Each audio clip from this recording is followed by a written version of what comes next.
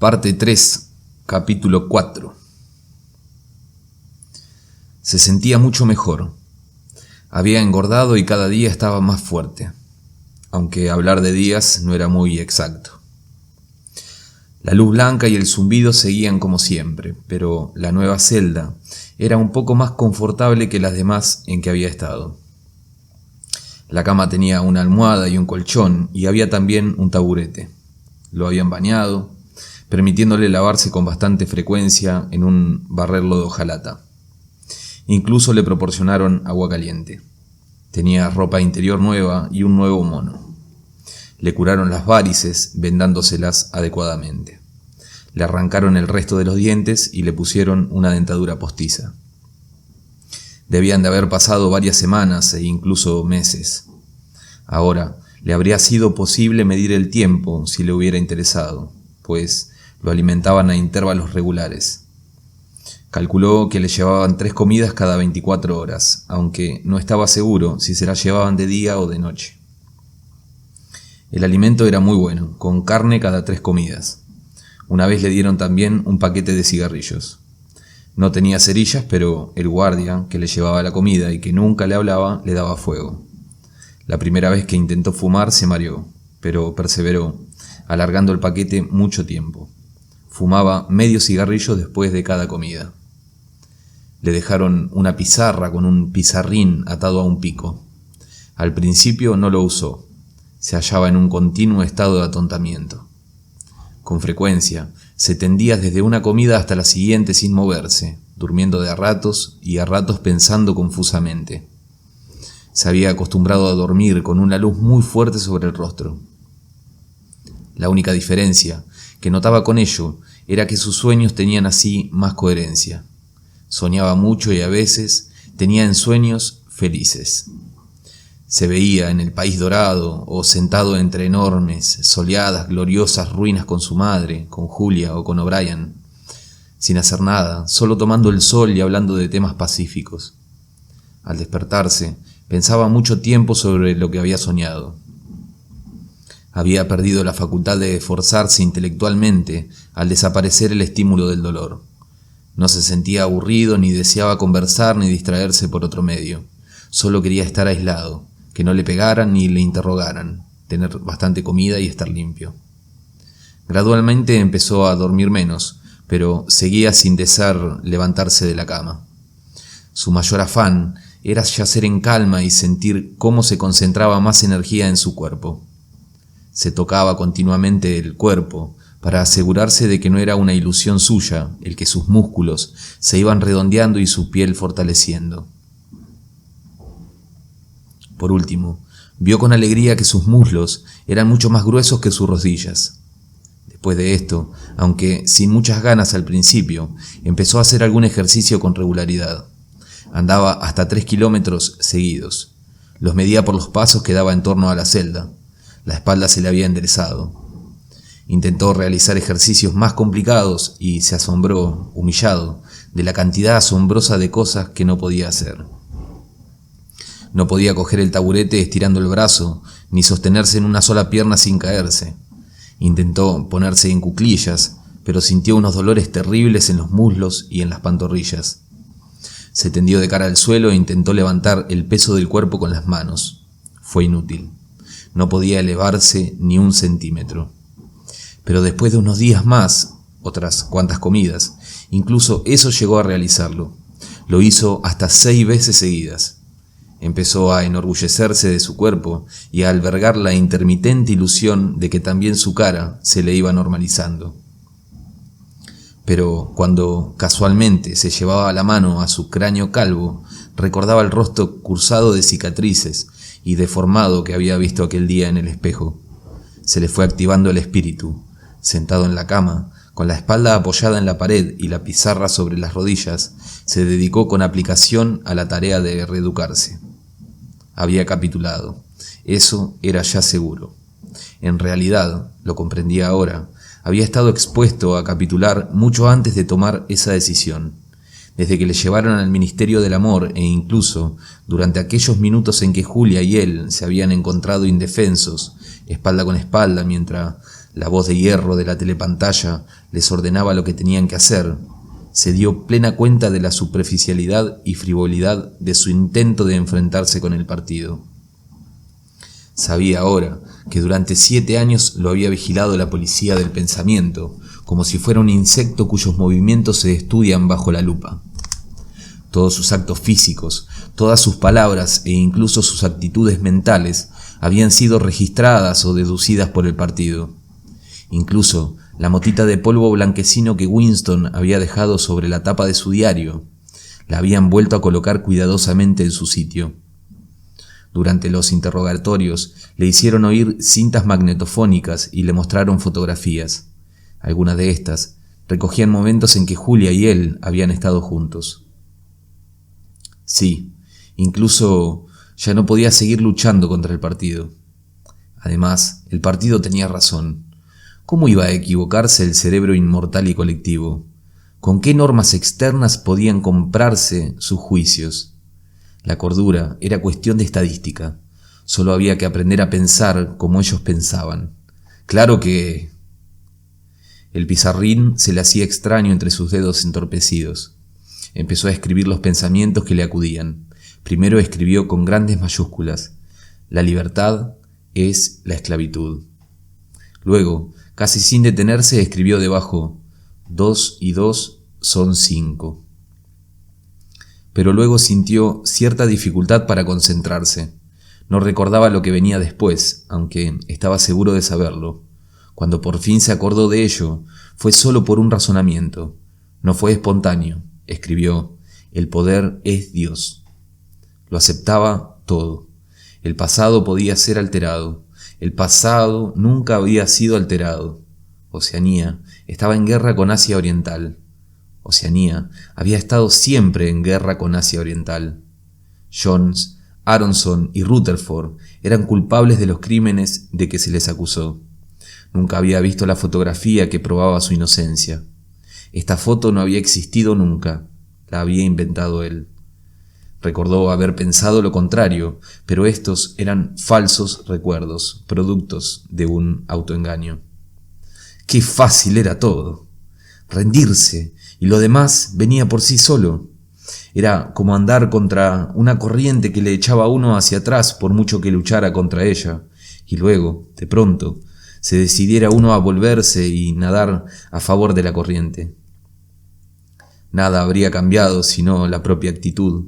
Apenas sabía Winston por qué se había rebelado.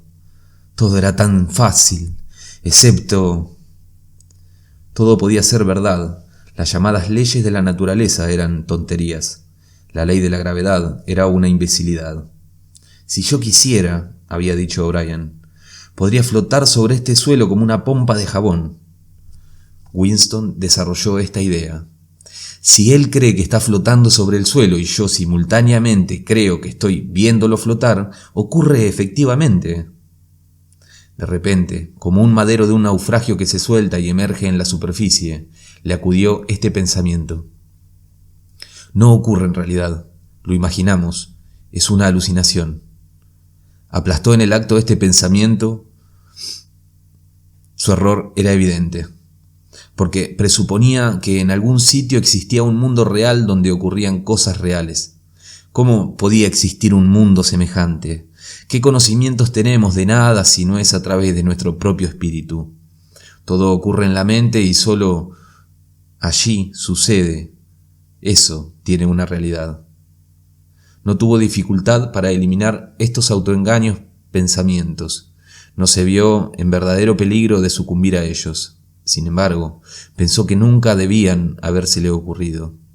Su cerebro debía lanzar una mancha que tapara en cualquier pensamiento peligroso al menor intento de asomarse a la conciencia.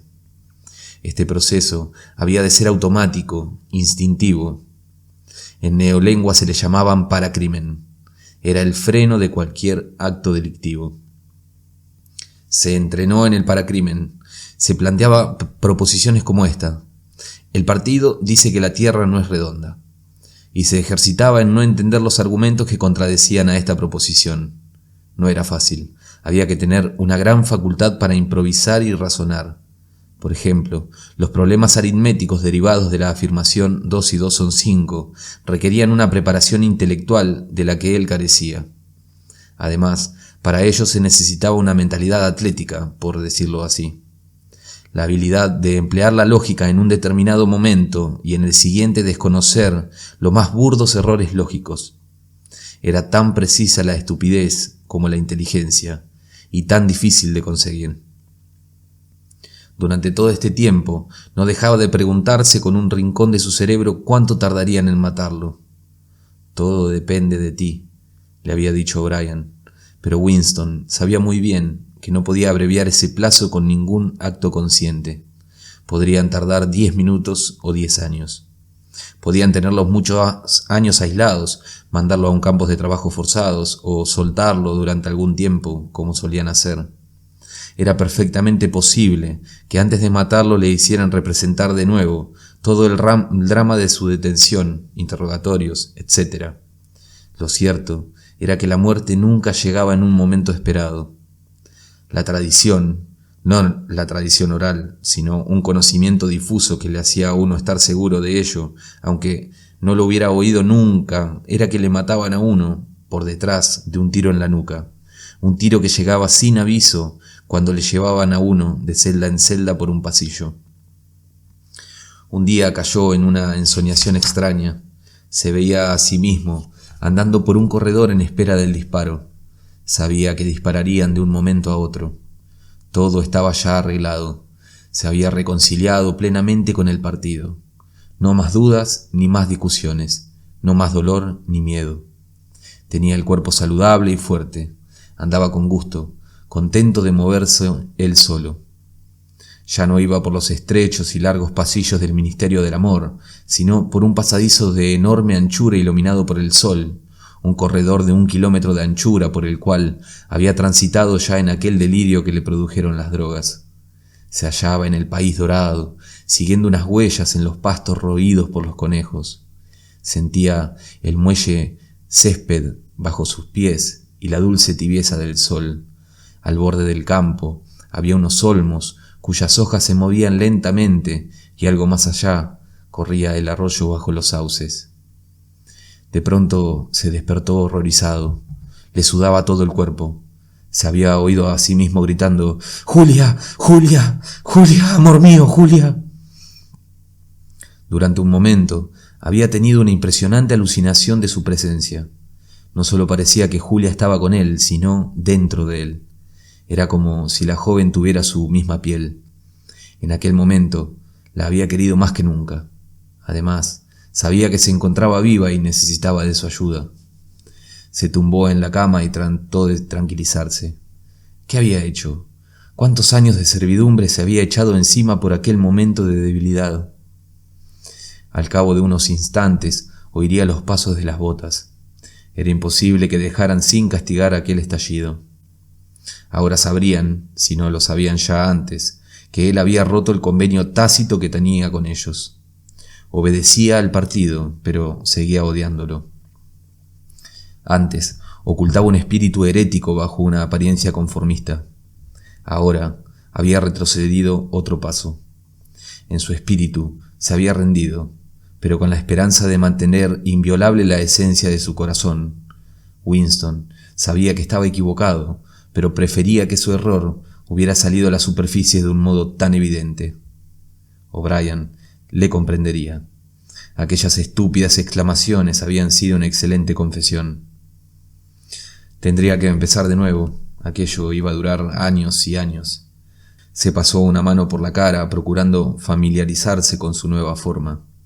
Tenía profundas arrugas en las mejillas, los pómulos angulosos y la nariz aplastada. Además, desde la última vez en que se vio en el espejo tenía una dentadura postiza completa.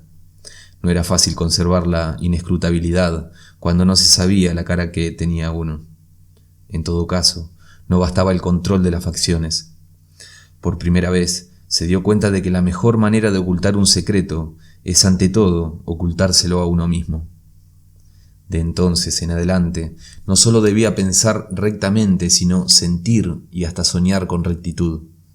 Todo el tiempo debería encerrar su odio en su interior, como una especie de pelota que formaba parte de sí mismo y que, sin embargo, estuviera desconectada del resto de su persona, algo así como un quiste. Algún día decidirían matarlo. Era imposible saber cuándo ocurriría, pero unos segundos antes podría adivinarse. Siempre lo mataban a uno por la espalda mientras andaba por un pasillo. Pero le bastarían 10 segundos. Y entonces, de repente, sin decir una palabra, sin que se notara en los pasos que aún diera, sin alterar el gesto, podría tirar el camuflaje y ¡bang!, soltar la batería de su odio. Sí, en esos segundos anteriores a su muerte, todo su ser se convertiría en una enorme llamarada de odio. Y casi en el mismo instante, ¡bang!, llegaría la bala. Demasiado tarde o quizá demasiado pronto. Le habrían destrozado el cerebro antes de que pudieran considerarlo ellos. El pensamiento herético quedaría impune. No se habría arrepentido. Quedaría por siempre fuera del alcance de esa gente. Con el tiro habrían abierto un agujero en esa perfección de que se vanagloriaban. Morir odiándolos. Esa era la libertad. Cerró los ojos. Su nueva tarea era más difícil que cualquier disciplina intelectual. Tenía primero que degradarse, que mutilarse. Tenía que hundirse en lo más sucio. ¿Qué era lo más horrible, lo que a él le causaba más repugnancia del partido? Pensó en el Gran Hermano, su enorme rostro. Por verlo constantemente en los carteles de propaganda se lo imaginaba siempre de 1 metro de anchura, con sus enormes bigotes negros y los ojos que le seguían a uno a todas partes. Era la imagen que primero se presentaba a su mente. ¿Cuáles eran sus verdaderos sentimientos hacia el Gran Hermano? En el pasillo sonaron las pesadas botas. La puerta de acero se abrió con estrépito. O'Brien entró en la celda. Detrás de él venían el oficial de cara de cera y los guardias de uniformes negros. «Levántate», dijo O'Brien. «Ven aquí». Winston se acercó a él. O'Brien lo cogió por los hombros con sus enormes manazas y lo miró fijamente. «Has pensado engañarme», le dijo. «Ha sido una tontería por tu parte. Ponte más derecho y mírame a la cara». Después de unos minutos de silencio, prosiguió en tono más suave. «Estás mejorando. Intelectualmente estás casi bien del todo. Solo fallas en lo emocional. Dime, Winston, y recuerda que no puedes mentirme. Sabes muy bien que descubro todas tus mentiras. Dime, ¿cuáles son los verdaderos sentimientos que te inspira el Gran Hermano?» «Lo odio». «¿Lo odias? Bien. Entonces ha llegado el momento de aplicarte el último miedo. Tienes que amar al Gran Hermano. No basta que le obedezcas, tienes que amarlo». Empujó delicadamente a Winston hacia los guardias. Habitación 101. Parte 3, capítulo 4. Se sentía mucho mejor. Había engordado y cada día estaba más fuerte, aunque hablar de días no era muy exacto. La luz blanca y el zumbido seguían como siempre, pero la nueva celda era un poco más confortable que las demás en que había estado. La cama tenía una almohada y un colchón, y había también un taburete. Lo habían bañado, permitiéndole lavarse con bastante frecuencia en un barrerlo de hojalata. Incluso le proporcionaron agua caliente. Tenía ropa interior nueva y un nuevo mono. Le curaron las varices, vendándoselas adecuadamente. Le arrancaron el resto de los dientes y le pusieron una dentadura postiza. Debían de haber pasado varias semanas e incluso meses. Ahora le habría sido posible medir el tiempo si le hubiera interesado, pues lo alimentaban a intervalos regulares. Calculó que le llevaban 3 comidas cada 24 horas, aunque no estaba seguro si se las llevaban de día o de noche. El alimento era muy bueno, con carne cada 3 comidas. Una vez le dieron también un paquete de cigarrillos. No tenía cerillas, pero el guardia que le llevaba la comida y que nunca le hablaba le daba fuego. La primera vez que intentó fumar se mareó, pero perseveró, alargando el paquete mucho tiempo. Fumaba medio cigarrillo después de cada comida. Le dejaron una pizarra con un pizarrín atado a un pico. Al principio no lo usó. Se hallaba en un continuo estado de atontamiento. Con frecuencia, se tendía desde una comida hasta la siguiente sin moverse, durmiendo de a ratos y a ratos pensando confusamente. Se había acostumbrado a dormir con una luz muy fuerte sobre el rostro. La única diferencia que notaba con ello era que sus sueños tenían así más coherencia. Soñaba mucho y a veces tenía ensueños felices. Se veía en el país dorado o sentado entre enormes, soleadas, gloriosas ruinas con su madre, con Julia o con O'Brien, sin hacer nada, solo tomando el sol y hablando de temas pacíficos. Al despertarse, pensaba mucho tiempo sobre lo que había soñado. Había perdido la facultad de esforzarse intelectualmente al desaparecer el estímulo del dolor. No se sentía aburrido, ni deseaba conversar ni distraerse por otro medio. Solo quería estar aislado, que no le pegaran ni le interrogaran, tener bastante comida y estar limpio. Gradualmente empezó a dormir menos, pero seguía sin desear levantarse de la cama. Su mayor afán era yacer en calma y sentir cómo se concentraba más energía en su cuerpo. Se tocaba continuamente el cuerpo para asegurarse de que no era una ilusión suya el que sus músculos se iban redondeando y su piel fortaleciendo. Por último, vio con alegría que sus muslos eran mucho más gruesos que sus rodillas. Después de esto, aunque sin muchas ganas al principio, empezó a hacer algún ejercicio con regularidad. Andaba hasta 3 kilómetros seguidos. Los medía por los pasos que daba en torno a la celda. La espalda se le había enderezado. Intentó realizar ejercicios más complicados y se asombró, humillado, de la cantidad asombrosa de cosas que no podía hacer. No podía coger el taburete estirando el brazo, ni sostenerse en una sola pierna sin caerse. Intentó ponerse en cuclillas, pero sintió unos dolores terribles en los muslos y en las pantorrillas. Se tendió de cara al suelo e intentó levantar el peso del cuerpo con las manos. Fue inútil. No podía elevarse ni un centímetro. Pero después de unos días más, otras cuantas comidas, incluso eso llegó a realizarlo. Lo hizo hasta 6 veces seguidas. Empezó a enorgullecerse de su cuerpo y a albergar la intermitente ilusión de que también su cara se le iba normalizando. Pero cuando casualmente se llevaba la mano a su cráneo calvo, recordaba el rostro cursado de cicatrices y deformado que había visto aquel día en el espejo. Se le fue activando el espíritu. Sentado en la cama, con la espalda apoyada en la pared y la pizarra sobre las rodillas, se dedicó con aplicación a la tarea de reeducarse. Había capitulado. Eso era ya seguro. En realidad, lo comprendía ahora, había estado expuesto a capitular mucho antes de tomar esa decisión. Desde que le llevaron al Ministerio del Amor e incluso durante aquellos minutos en que Julia y él se habían encontrado indefensos, espalda con espalda, mientras la voz de hierro de la telepantalla les ordenaba lo que tenían que hacer, se dio plena cuenta de la superficialidad y frivolidad de su intento de enfrentarse con el partido. Sabía ahora que durante 7 años lo había vigilado la policía del pensamiento, como si fuera un insecto cuyos movimientos se estudian bajo la lupa. Todos sus actos físicos, todas sus palabras e incluso sus actitudes mentales habían sido registradas o deducidas por el partido. Incluso la motita de polvo blanquecino que Winston había dejado sobre la tapa de su diario, la habían vuelto a colocar cuidadosamente en su sitio. Durante los interrogatorios le hicieron oír cintas magnetofónicas y le mostraron fotografías. Algunas de estas recogían momentos en que Julia y él habían estado juntos. Sí, incluso ya no podía seguir luchando contra el partido. Además, el partido tenía razón. ¿Cómo iba a equivocarse el cerebro inmortal y colectivo? ¿Con qué normas externas podían comprarse sus juicios? La cordura era cuestión de estadística. Solo había que aprender a pensar como ellos pensaban. Claro que...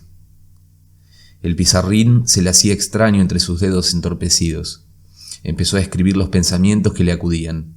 Primero escribió con grandes mayúsculas: la libertad es la esclavitud. Luego, casi sin detenerse, escribió debajo: 2 y 2 son 5. pero luego sintió cierta dificultad para concentrarse. No recordaba lo que venía después, aunque estaba seguro de saberlo. Cuando por fin se acordó de ello, fue solo por un razonamiento. No fue espontáneo. Escribió: «El poder es Dios». Lo aceptaba todo. El pasado podía ser alterado. El pasado nunca había sido alterado. Oceanía estaba en guerra con Asia Oriental. Oceanía había estado siempre en guerra con Asia Oriental. Jones, Aronson y Rutherford eran culpables de los crímenes de que se les acusó. Nunca había visto la fotografía que probaba su inocencia. Esta foto no había existido nunca, la había inventado él. Recordó haber pensado lo contrario, pero estos eran falsos recuerdos, productos de un autoengaño. ¡Qué fácil era todo! Rendirse, y lo demás venía por sí solo. Era como andar contra una corriente que le echaba a uno hacia atrás por mucho que luchara contra ella, y luego, de pronto, se decidiera uno a volverse y nadar a favor de la corriente. Nada habría cambiado sino la propia actitud. Apenas sabía Winston por qué se había revelado. Todo era tan fácil, excepto... Todo podía ser verdad. Las llamadas leyes de la naturaleza eran tonterías. La ley de la gravedad era una imbecilidad. «Si yo quisiera», había dicho O'Brien, «podría flotar sobre este suelo como una pompa de jabón». Winston desarrolló esta idea.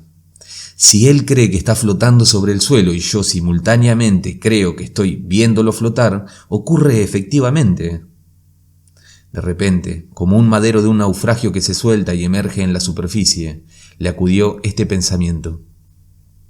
No ocurre en realidad, lo imaginamos, es una alucinación. Aplastó en el acto este pensamiento. Su error era evidente, porque presuponía que en algún sitio existía un mundo real donde ocurrían cosas reales. ¿Cómo podía existir un mundo semejante? ¿Qué conocimientos tenemos de nada si no es a través de nuestro propio espíritu? Todo ocurre en la mente y solo allí sucede. Eso tiene una realidad. No tuvo dificultad para eliminar estos autoengaños pensamientos.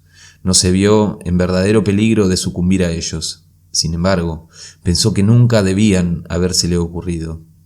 Su cerebro debía lanzar una mancha que tapara en cualquier pensamiento peligroso al menor intento de asomarse a la conciencia. Este proceso había de ser automático, instintivo. En neolengua se le llamaban paracrimen. Era el freno de cualquier acto delictivo. Se entrenó en el paracrimen. Se planteaba proposiciones como esta. El partido dice que la Tierra no es redonda. Y se ejercitaba en no entender los argumentos que contradecían a esta proposición. No era fácil. Había que tener una gran facultad para improvisar y razonar. Por ejemplo, los problemas aritméticos derivados de la afirmación 2 y 2 son 5 requerían una preparación intelectual de la que él carecía.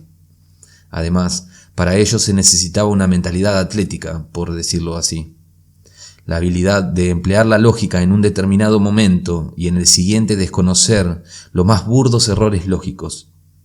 Era tan precisa la estupidez como la inteligencia, y tan difícil de conseguir. Durante todo este tiempo, no dejaba de preguntarse con un rincón de su cerebro cuánto tardarían en matarlo. «Todo depende de ti», le había dicho O'Brien, pero Winston sabía muy bien que no podía abreviar ese plazo con ningún acto consciente. Podrían tardar 10 minutos o 10 años. Podían tenerlos muchos años aislados, mandarlo a un campo de trabajo forzados o soltarlo durante algún tiempo, como solían hacer. Era perfectamente posible que antes de matarlo le hicieran representar de nuevo todo el drama de su detención, interrogatorios, etc. Lo cierto era que la muerte nunca llegaba en un momento esperado. La tradición, no la tradición oral, sino un conocimiento difuso que le hacía a uno estar seguro de ello, aunque no lo hubiera oído nunca, era que le mataban a uno por detrás de un tiro en la nuca, un tiro que llegaba sin aviso cuando le llevaban a uno de celda en celda por un pasillo. Un día cayó en una ensoñación extraña. Se veía a sí mismo andando por un corredor en espera del disparo. Sabía que dispararían de un momento a otro. Todo estaba ya arreglado. Se había reconciliado plenamente con el partido. No más dudas ni más discusiones. No más dolor ni miedo. Tenía el cuerpo saludable y fuerte. Andaba con gusto, contento de moverse él solo. Ya no iba por los estrechos y largos pasillos del Ministerio del Amor, sino por un pasadizo de enorme anchura iluminado por el sol, un corredor de 1 kilómetro de anchura por el cual había transitado ya en aquel delirio que le produjeron las drogas. Se hallaba en el país dorado, siguiendo unas huellas en los pastos roídos por los conejos. Sentía el muelle césped bajo sus pies y la dulce tibieza del sol. Al borde del campo había unos olmos cuyas hojas se movían lentamente y algo más allá corría el arroyo bajo los sauces. De pronto se despertó horrorizado. Le sudaba todo el cuerpo. Se había oído a sí mismo gritando: «¡Julia! ¡Julia! ¡Julia! ¡Amor mío, Julia!». Durante un momento había tenido una impresionante alucinación de su presencia. No solo parecía que Julia estaba con él, sino dentro de él. Era como si la joven tuviera su misma piel. En aquel momento la había querido más que nunca. Además, sabía que se encontraba viva y necesitaba de su ayuda. Se tumbó en la cama y trató de tranquilizarse. ¿Qué había hecho? ¿Cuántos años de servidumbre se había echado encima por aquel momento de debilidad? Al cabo de unos instantes oiría los pasos de las botas. Era imposible que dejaran sin castigar aquel estallido. Ahora sabrían, si no lo sabían ya antes, que él había roto el convenio tácito que tenía con ellos. Obedecía al partido, pero seguía odiándolo. Antes ocultaba un espíritu herético bajo una apariencia conformista. Ahora había retrocedido otro paso. En su espíritu se había rendido, pero con la esperanza de mantener inviolable la esencia de su corazón. Winston sabía que estaba equivocado, pero prefería que su error hubiera salido a la superficie de un modo tan evidente. O'Brien le comprendería. Aquellas estúpidas exclamaciones habían sido una excelente confesión. Tendría que empezar de nuevo. Aquello iba a durar años y años. Se pasó una mano por la cara, procurando familiarizarse con su nueva forma. Tenía profundas arrugas en las mejillas, los pómulos angulosos y la nariz aplastada. Además, desde la última vez en que se vio en el espejo tenía una dentadura postiza completa. No era fácil conservar la inescrutabilidad cuando no se sabía la cara que tenía uno. En todo caso, no bastaba el control de las facciones. Por primera vez se dio cuenta de que la mejor manera de ocultar un secreto es ante todo ocultárselo a uno mismo. De entonces en adelante no solo debía pensar rectamente, sino sentir y hasta soñar con rectitud. Todo el tiempo debería encerrar su odio en su interior como una especie de pelota que formaba parte de sí mismo y que sin embargo estuviera desconectada del resto de su persona. Algo así como un quiste. Algún día decidirían matarlo. Era imposible saber cuándo ocurriría, pero unos segundos antes podría adivinarse. Siempre lo mataban a uno por la espalda mientras andaba por un pasillo. Pero le bastarían 10 segundos. Y entonces, de repente, sin decir una palabra, sin que se notara en los pasos que aún diera, sin alterar el gesto, podría tirar el camuflaje y ¡bang!, soltar la batería de su odio. Sí, en esos segundos anteriores a su muerte, todo su ser se convertiría en una enorme llamarada de odio, y casi en el mismo instante, ¡bang!, llegaría la bala, demasiado tarde o quizá demasiado pronto. Le habrían destrozado el cerebro antes de que pudieran considerarlo ellos. El pensamiento herético quedaría impune. No se habría arrepentido, quedaría por siempre fuera del alcance de esa gente. Con el tiro habrían abierto un agujero en esa perfección de que se vanagloriaban. Morir odiándolos, esa era la libertad. Cerró los ojos. Su nueva tarea era más difícil que cualquier disciplina intelectual. Tenía primero que degradarse, que mutilarse. Tenía que hundirse en lo más sucio. ¿Qué era lo más horrible, lo que a él le causaba más repugnancia del partido? Pensó en el gran hermano, su enorme rostro, Por verlo constantemente en los carteles de propaganda, se lo imaginaba siempre de 1 metro de anchura, con sus enormes bigotes negros y los ojos que le seguían a uno a todas partes. Era la imagen que primero se presentaba a su mente. ¿Cuáles eran sus verdaderos sentimientos hacia el Gran Hermano? En el pasillo sonaron las pesadas botas. La puerta de acero se abrió con estrépito. O'Brien entró en la celda. Detrás de él venían el oficial de cara de cera y los guardias de uniformes negros. «Levántate», dijo O'Brien. «Ven aquí». Winston se acercó a él. O'Brien lo cogió por los hombros con sus enormes manazas y lo miró fijamente. «Has pensado engañarme», le dijo. «Ha sido una tontería por tu parte. Ponte más derecho y mírame a la cara». Después de unos minutos de silencio, prosiguió en tono más suave. «Estás mejorando. Intelectualmente estás casi bien del todo. Solo fallas en lo emocional. Dime, Winston, y recuerda que no puedes mentirme. Sabes muy bien que descubro todas tus mentiras. Dime, ¿cuáles son los verdaderos sentimientos que te inspira el Gran Hermano?» «Lo odio». «¿Lo odias? Bien. Entonces ha llegado el momento de aplicarte el último miedo. Tienes que amar al Gran Hermano. No basta que le obedezcas, tienes que amarlo». Empujó delicadamente a Winston hacia los guardias. Habitación 101.